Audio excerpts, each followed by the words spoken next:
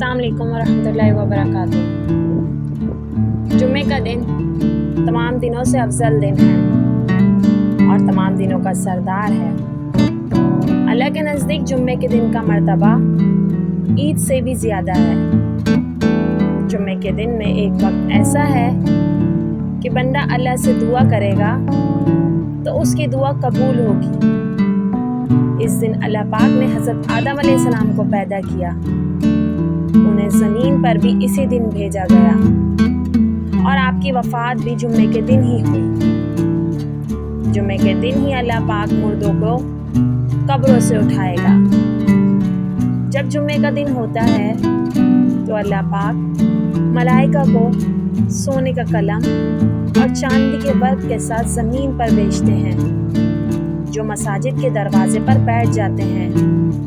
फिर जो इंसान मस्जिद में नमाज की नीयत से दाखिल होता है तो उन सब के नाम उसमें लिखते हैं। जुम्मे के दिन को जुम्मा इसलिए कहते हैं क्योंकि इस दिन अल्लाह पाक ने खल्क़त आदम को जमा किया।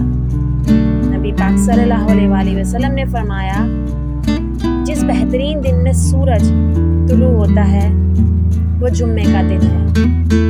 जुम्मे के दिन हज़रत आदम अलैहिस्सलाम जन्नत में दाखिल किए गए और इसी दिन आप जन्नत से उतारे गए। जो शख्स 3 जुम्मे की नमाज सुस्ती की वजह से छोड़ दे तो अल्लाह पाक इसके दिल पर मोहर लगा देता है। जुम्मे के दिन जो शख्स नाखून काटता है अल्लाह पाक इससे बीमारी निकालकर शिफा में बदल देता है। जुम्मे की नमाज पढ़ने के लिए घर से जल्दी निकलना हज है और जुम्मे की नमाज के बाद असर के लिए इंतज़ार करना उम्रा है। हुज़ूर पाक सल्लल्लाहु अलैहि वसल्लम ने इरशाद फरमाया कि जो शख्स जुम्मे के दिन गुस्ल करे इसके गुनाह और ख़ताएँ मिटाई दी जाती हैं।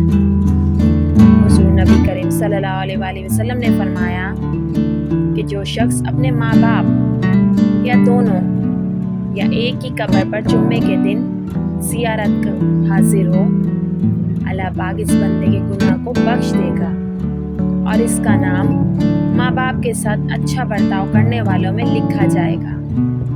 नबी पाक सल्लल्लाहु अलैहि वसल्लम ने फरमाया, जो शख्स जुम्मे के दिन सूरह कहफ पढ़े इसके लिए दोनों जुम्मों के दरमियान नूर रोशन हो।